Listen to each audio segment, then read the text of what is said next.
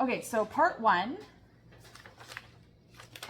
we're going to just cover, it said, the opening is that let's first examine the Torah. So I just want to talk about the word Torah, and I want to ask you guys, what do you think, we have one child without a voice today, so we're not going to ask her much, but what do you think other people mean when they say Torah? When they say, we're Torah observant, what do you think they're saying? They observe the Bible. You think they're saying they observe the Bible? Yep. The whole Bible? Depends on what you are. I don't know. Okay. So most people, like, this is broad brushing, but most people in what would call themselves a Torah observant group, they mean a very specific group of books when they say the word Torah. Do you know what that would be? Okay, so Genesis, Exodus, Leviticus, Numbers, Deuteronomy, the Pentateuch, the first 5 books, the writings of Moses. Now, some people say, how could Moses have written the books? Because it writes about his own death. Some people would say he wrote it all except for that revision. Some people would say he prophetically knew when he would die, so he wrote about it before he died.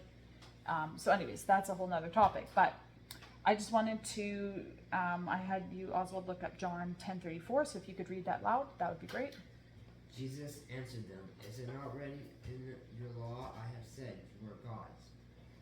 Okay, so he says, Christ says, is it not written in your law? There, that word is nomos. It's the Greek equivalent to the Hebrew word Torah. And when it says ye are gods, he's quoting, does anyone know what book that's from? No? Psalms. So is that Genesis, Exodus, Leviticus, Numbers, Deuteronomy? No. So he says, is it not written in your law? And then he doesn't even quote the first 5 books. He quotes from Psalms. So do you think that Yeshua thinks that only the law or only the Torah is the first 5 books? No. He's obviously including more than that. And Archie, I only mentioned it once. Did you look up 1 Corinthians 14:21? And there are other verses that also tie to this concept I'm highlighting to you in Romans in particular and maybe other places. But so this is Paul. In the law it is written, with men of the other tongues and other lips I will speak to the people, and yet for all that they will not hear me. Okay, so Paul says, in the law it is written, and then he quotes from, where do you think he's quoting from? Any guesses? Isaiah. So is Isaiah the first 5 books? No. No. So now he's got Yeshua quoted from the writings, and Paul quoted from the prophets. And so in like Judaism, the literature, their literature, they have it in Tanakh is like more like an acronym, and they have 3 categories. They have what they will call the Torah or the law, and then the prophets, and then the writings. Okay?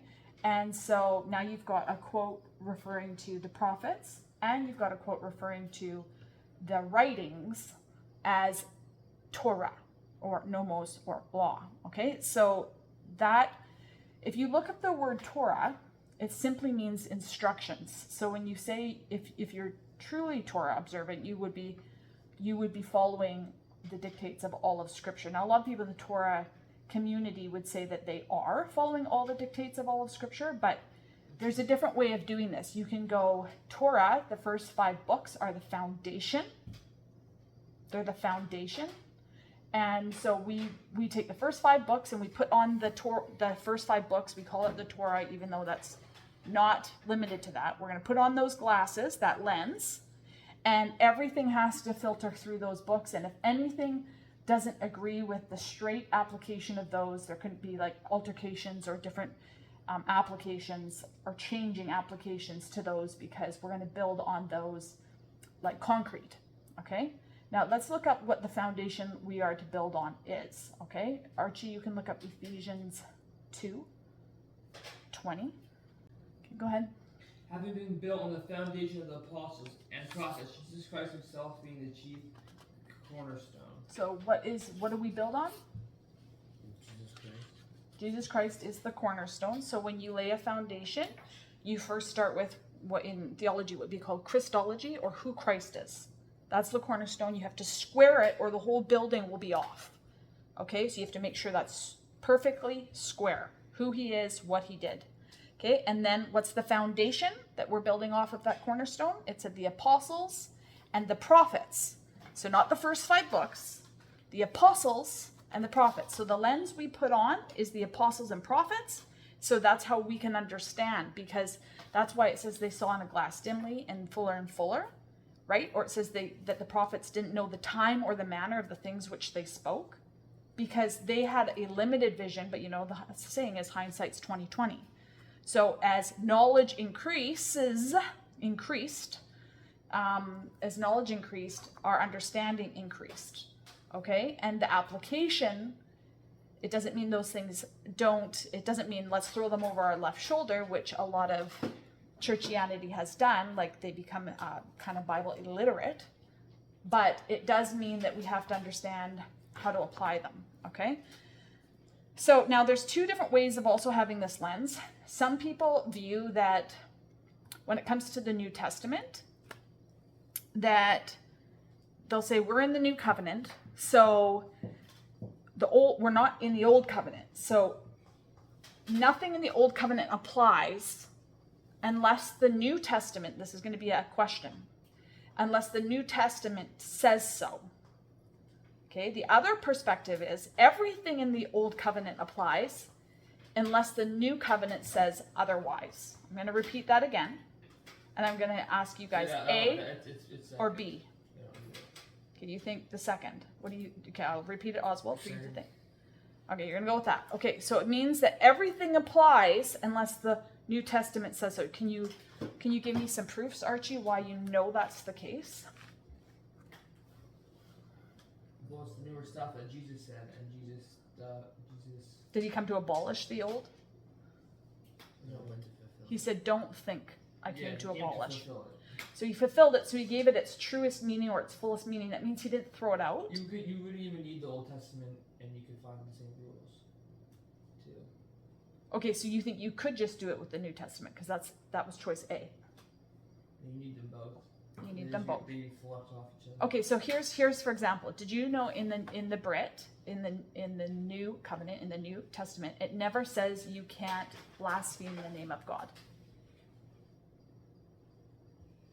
So if we just went to the New Testament and said we only apply the rules that are there, that would be one example of how that would be insufficient. Okay? That would be, instead, if we said all the Old Testament applies unless the New Testament makes an altercation or a reapplication or, like heightens it, right? It won't toss it out, but it might give you the true meaning and application. So that's the difference in the lens. You understand? Another one is, did you know that in the New Testament, it never says that women can take what would be referred to as communion or the sacraments or the Passover meal? They can't partake in it. Like, it never says it. Never says that let your women have this or your children have this. But we know, because they all ate the Passover meal together by household, that applies to all. Do you see what I'm saying? Mm-hmm. So the proper lens is that all things apply unless, not that they become not applicable, but unless they have a reapplication or a heightened understanding. Okay? Now, have you guys ever heard of the Song of Moses? Oswald? Yes. What is the Song of Moses? I don't know, but I've probably heard of it. When do you think they sang the Song of Moses? When they came out of Egypt, across the Red Sea. They did sing a song. Miriam sang a song with her tambourine. So actually, do you know when they wrote down the book of Deuteronomy? After Joshua and the wall of Jericho. Right before that. So Moses penned it in the 11th month in the 40th year. Okay, so right before they entered the land. Okay, did Moses enter the land? Nope. Okay, so it's before Jericho because Moses didn't enter the land. And at the end of him writing all the commands in Deuteronomy, he gave them the Song of Moses. Now, the Song of Moses is sort of like a conclusion paragraph in an essay on all that was just written in Deuteronomy. So at the end of Deuteronomy, he gives them kind of like a concise little nutshell version of it doesn't cover all the commands, but it's kind of like a wrap-up song of Deuteronomy. Okay, and there's a lot of parallels with what was just written in the commands. Like it says that it will be in their mouth as a witness against them. The heaven and earth will be the witnesses of it. It says that it's for the end of days. It talks about them being a perverse generation and being a blemish. It talks about the Gentiles rejoicing. Okay, so when do you think? So it's kind of like Moses' eschatology. Do you know what eschatology is? Study of last day, the last days or the end times, okay? Not the end of time, end times, okay?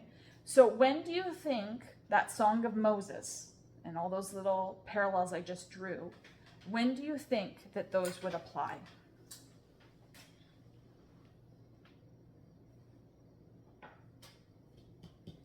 That Israel would go into captivity, that their eyes would dim and all the curses would come upon them, and then all they would be known as a wicked and perverse generation, and there would be a blemish and all those things I just said. When do you think that applied? And then the Gentiles would rejoice. When do you think that would apply? When Jesus came? Yeah, when Yeshua came, when Jesus came. And does anyone know how we would know that?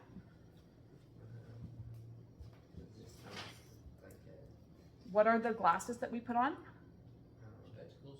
What are we looking through? The lens of what?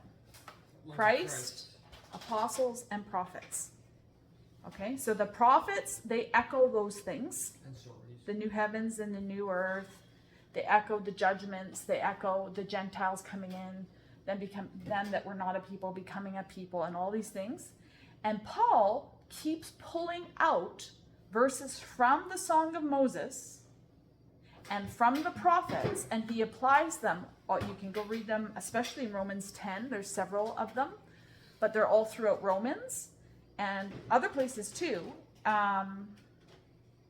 where they apply them squarely to the first century generation.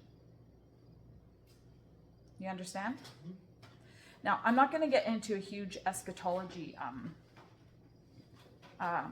digression here, but because I'm going to try to keep this on covenants, but you kind of can't totally, you can't separate them. Okay, but we're going to keep moving from that, okay? Now, here's a question. If it said that covenant was olam, which is the Hebrew word forever, if it said that the covenant with Moses, or the book of the law, or the book of Deuteronomy, okay, that was penned in that 40th year, it said that was going to be a covenant forever, then do you think that covenant can end? Yes. Okay. Do you think, Oswald, Archie, that covenant can end? Which one? The one I just described? Yep. Are you listening? Okay, the covenant, the book of the law, Deuteronomy, it says it's a covenant forever. Do you think it can end? No. Okay. So we've got a yes and we've got a no. Now let's just. Wait, it's in the Old Testament or New Testament? It's the covenant. It's called the book of the law that was written. In the Old Testament or the New Testament? Well, where do you think it was? The one that Moses wrote. No, it's Old Testament. Yeah, okay, I can tell you're distracted. Pardon? It's done. It's done? Okay, you think it's done. Okay, so let's just see here. Now, the word forever, okay, did you know that it said that Jonah would be barred up in the sea forever? Well, as far as the translation. No, it's olam, same word. Do you think that Jonah's still in the sea? Barred up under the sea in the belly of the fish? Yeah. Okay, did you know it says that Sodom, I don't remember the exact verbiage, but it says that Sodom and Gomorrah would be up in flames and smoke forever. Do you think it still is? No. Archie? No. If I say I was in the lineup forever, do you think I'm still in the lineup? No. Okay, so forever is kind of like an infinity of uncertain time. Okay, it's kind of like. Forever and eternity. Technically, is that Now, here's the thing. Let's talk about contractual forevers, okay? If the government, in Romans 13, it says that we must obey them because they are workers of righteousness to persecute evil doers. Do you think that we are to obey them when they aren't doing that? No. What do you think, Oswald? right? No. So, because if they don't keep up their end of the bargain, then that two-way agreement is void. Do you understand that? Yep. Yeah. Now, here's a question. What about in my marriage with your dad, if I made a pledge before God, and your dad made a pledge before God that for better or for worse, for rich or for poor, for sick or for health, no matter what, who God has brought together, let no man separate, okay? And let's say I was unfaithful. Do you think that means dad's free now? What do you think? If he made a pledge with God and I made a pledge with God, what's that? No. What do you think? Is dad free, Archie? No. No, because the agreement was no matter what, we're not going to be free. So in Romans 7, when it talks about as long as, if the woman is an adulteress, she's bound, she's bound to her husband as long as he lives. It talks about that in Romans 7. But if he dies, she's loosed from the law. Okay? So my point is that contractually forever could be forever, as in you can't break it, or it could be not forever if it's a two-way contract where there's a provision. So it has to do with the terms and conditions. So when you go buy a car and there's an agreement in the paperwork, whatever you're signing for, whatever those terms and conditions are, in a mortgage, in a car purchase, or whatever those terms and conditions are, that's going to determine whether forever means, just like an infinity of uncertain time that could come to an end, or whether you actually can't break it. You understand that? Yep. Okay. So now, in the case of this law, it says Yahweh will put them away, and then it also says that he will never forsake them in Deuteronomy. So how do you think that does that seem like a contradiction? If it says that he will cast them off, and then it also says he will never forsake them. Does that seem like a contradiction? Yeah. What do you think, Archie? It could have just been a point of view. Could you think of any way of reconciling that? Nope. Oz? Okay, so in the book of Hosea, one way is, how many houses were there in Israel? How many did they break into? How many houses? Hundreds. Oh my word. Well, hundreds of infrastructure houses. But when we talk about the house of Israel and the house of Judah, okay? Two houses, okay? The northern house and the southern house. Do you guys know which house he divorced? Judah Israel. and The he northern divorced house. Judah. He divorced Israel, the northern house, cast them into Assyria, okay? And they actually were in Samaria. Wait, Judah is Israel though. Well, yeah, they're part of Israel, right? But they're not all of Israel. But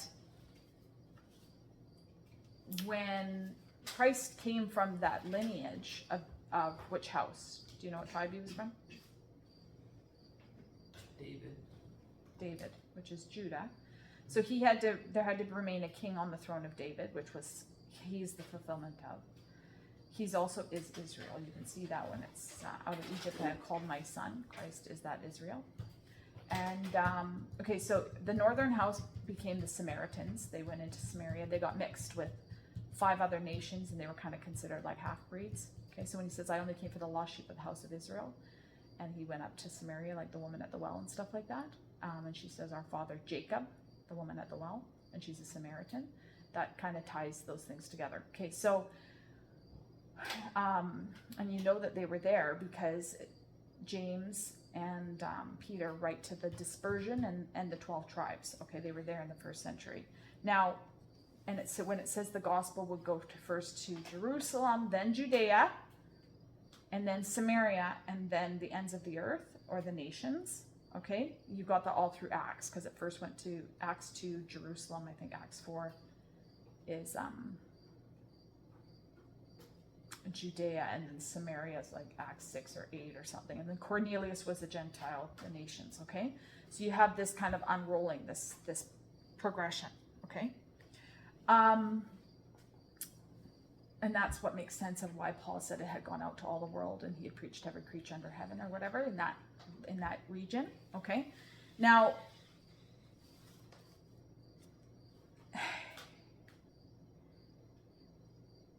I'm going to have you look up, Oswald, Galatians 3:10. Go ahead, read Galatians 3:10. All who rely on observing the law are under a curse, for it is written, "Cursed is everyone who does not continue to do everything written in the book of the law." Okay, cursed is everybody who relies on the book of the law, because it says cursed is he who relies on that book to do all of it, right? So if you agree to the terms and conditions of that contract, the book of the law, which is Deuteronomy, you have to fulfill all of it, okay? Or you are under a curse, the curses of the law, because you didn't perform all of it. Okay, do you understand? Yep. So that means that you could still be under that if you agree, those are the terms and conditions you want to be under, and you think that that's what you're bound to, then that's what you'll be judged by. You understand that? Mm-hmm. Okay, so it still does stand. And the only way in Romans 7, see, the husband in that contract that died, who died for Israel? Jesus. Right, Christ died for Israel, and it says so that she could remarry him. So Judah could remarry him under new covenant terms. Okay, so that's the whole point of the new covenant, is they were under a contract with terms and conditions that brought a curse if they didn't fulfill all that was written in them, which they had said, yes, we will do all that is written in them. And that's why it says all the things, like when they actually asked, cursed be, let the curse fall on us and our children. It said all the bloodshed from Abel to Zachariah son of Berechiah would fall on that generation. Okay, because it was like an accumulative, and that's why it also talks about in the Song of Moses, and these all are echoed in Revelation 2, that the blood would be avenged. Okay, so of all those prophets that were killed in Jerusalem, because no prophet could die outside Jerusalem, so all that wrath, okay, was poured out on that generation, and when Christ died, he died with those terms, and he rose with new covenant terms. So you could remarry your husband, Yeshua, he's the bridegroom. You could remarry him under new terms and conditions, because he died in their place to that. He drank that cup, and he rose again, and they had another opportunity to marry him under better conditions. Do you understand that? Yep. Yes? Archie? Yep. Okay. So,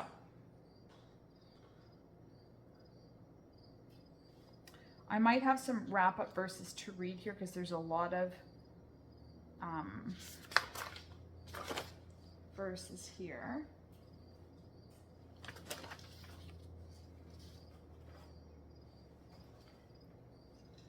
So just entering a curse, I'll just make some notes here. It says that Joshua 24:19-24 and Nehemiah 10:29.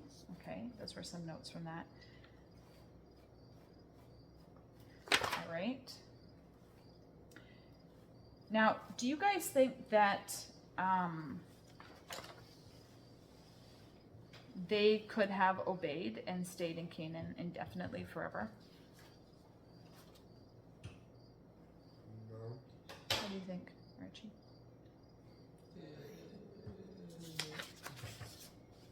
What do you think? No. Okay, so I was going to read some verses on that, but I don't remember where I put them. But Deuteronomy 5, 23 to 28. You can look that up, Arch. Deuteronomy 5, 23 to 28. Go ahead. Therefore, why should we die? For the great fire will consume us. If we hear the voice of the Lord our God any more, we shall die. For who is there of all flesh who has heard the voice of the living God speaking from the midst of the fire, as we all have lived? You go near and hear the Lord, and you may say and tell us what the Lord says to you, and we will do it. Then the Lord heard the voice of the words when they spoke to me. And the Lord said to me, I have heard the voice of the words of the people which they have spoken to you. They are right in all that they have spoken. So did Yahweh say that the people were lying or that they told the truth? Tell the truth. Okay, and what did they say? They want Moses to be the middle guy. Why? Because they're scared. That they would what? Die. Okay, and would have they died? Yep. Because he said everything they said was true. So they had set bounds around the mountain, remember? They said they thought they would be consumed by fire, and they'd hear his voice and they would die, right? And Yahweh says that's right, everything they say is true, okay? So now some people probably, they would say, well, it must be like a spiritual or something consuming of them because they had hard hearts. Is that what it says? Do you think it was a real fire that would have consumed them like Nadab and Abihu? Probably. Okay. So this gets into this gets into, do you think that God wanted them to enter Canaan and stay there forever? Nope. No, because in Hebrews it says that if Abraham sought an earthly kingdom, he would have returned to Canaan. But he sought a heavenly kingdom. Do you think God wanted Adam and Eve to stay in Eden forever? Nope. Actually, yeah. You think he did? Or do you think he had something better in mind? Happen, but if they didn't have sin, they would have been there forever. Do you think that he wanted them to stay there forever? Or do you think they were going to sin? He did. Do you think that was his best end game? What? That just staying in Eden? Or do you think he had something better? Do you think that he wanted them in a garden with Satan there forever? Satan's here forever. Do you think he well, let's not get into Satan right now. Do you think that he wanted them in Eden with the tree of the knowledge of good and evil forever, with Satan there forever, and No. that was their final state? No. Okay. Nothing's the Now, final state in this world. If somebody digs a pit and you fall in, and the person who falls in gets hurt, Yep. who should make it right? The person that did the pit. Yeah. Okay. All right. So whoever digs the pit has to make it right. Now I'm just going to leave that with you to think about, but I just wanted to point that out. Okay.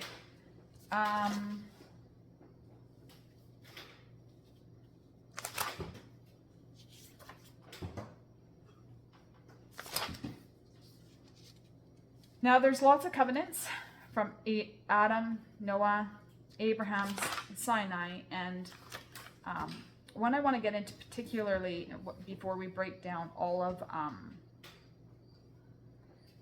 the Sinai covenant will probably be Abraham, but I think I'll do that in our next lesson. And because some people think Abraham's one covenant, and it has, after my own personal deep study for many years, I have a little bit of a different view on that. So I'm going to share that, but next time, okay? Shabbat Shalom.